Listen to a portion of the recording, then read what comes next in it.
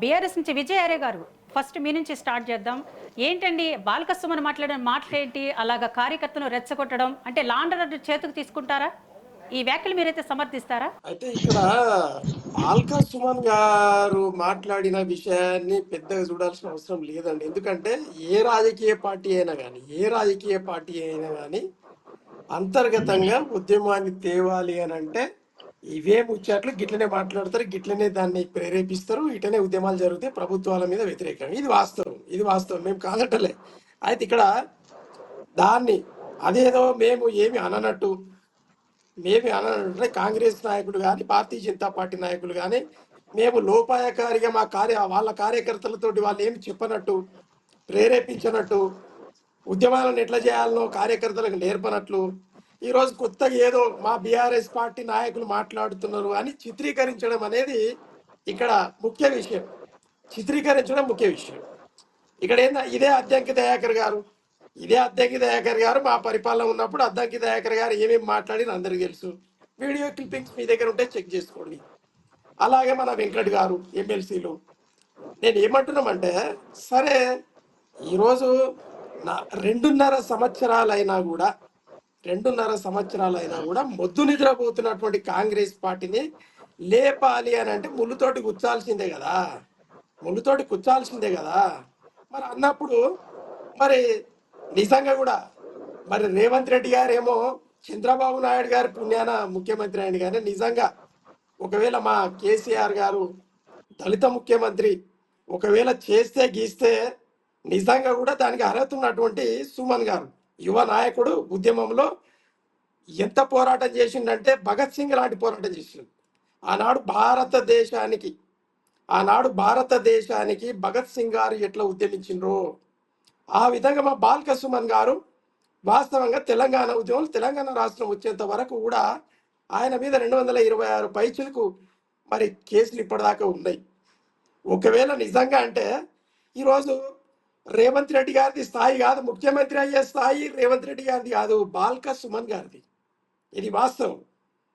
భవిష్యత్తులో తేలుతుంది అది. అయితే నేనేమనబోతున్నా అంటే, బాల్క సుమన్ గారికి ఉన్నటువంటి అనుభవము రేవంత్ రెడ్డి గారికి లేనందుకు ఈ చిల్లర పంచాయతీని తెచ్చిపెట్టడం ఇది అవసరమా?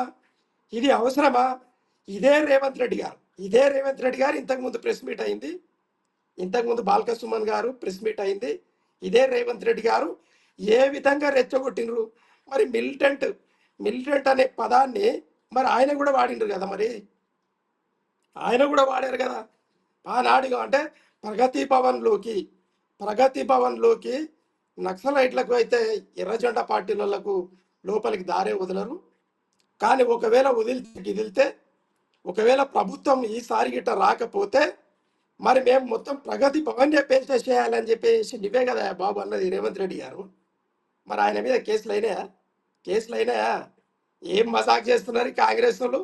ఆనాడు 13 సంవత్సరాలు ఆగం చేసిర్రు.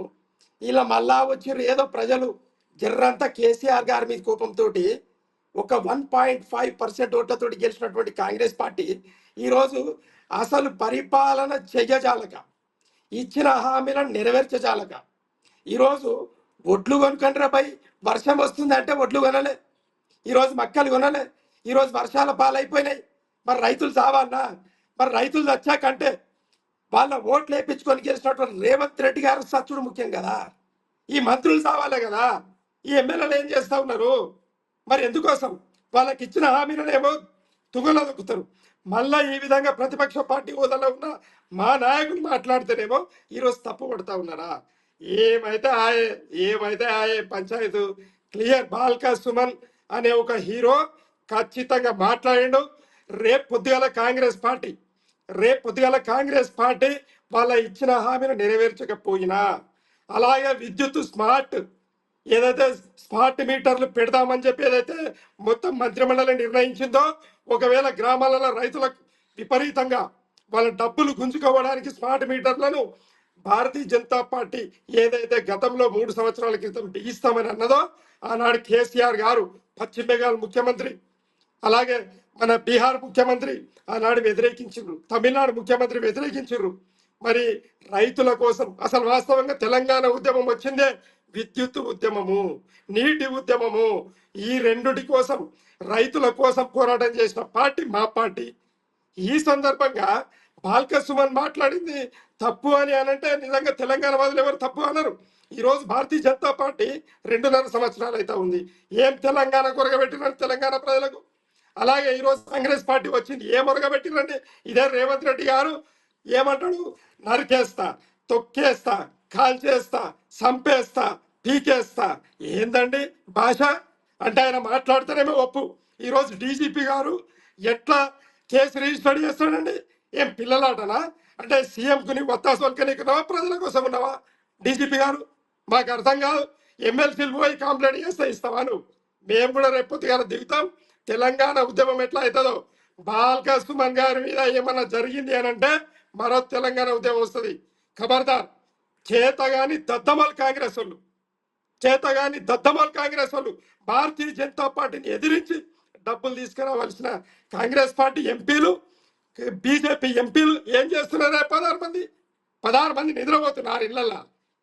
కాబట్టి ప్రజల పక్షాన ఎంతకైనా తెగిస్తాం, ఎంతకైనా తెగిస్తాం, వదిలిపెట్టేది లేదు. ఓకే అండి. బాల్క సుమన్ అనే ఒక హీరో, నిజమైన హీరో. ప్రజల కోసమే కొట్లాడి, ప్రజల కోసమే పుట్టిండు, ప్రజల కోసమే చావడానికి కూడా తయారు. అంతేగాని ఓకే పిచ్చి అండి. పిచ్చి చేష్టలు చేసి మస్తాన్ రావు గారు ఇష్టం ఉన్నట్టు కేసు పెడతామంటే ఊరుకునేది లేదు. రేపు పొద్దుగా రోడ్ల మీద దిగుతాం మేము.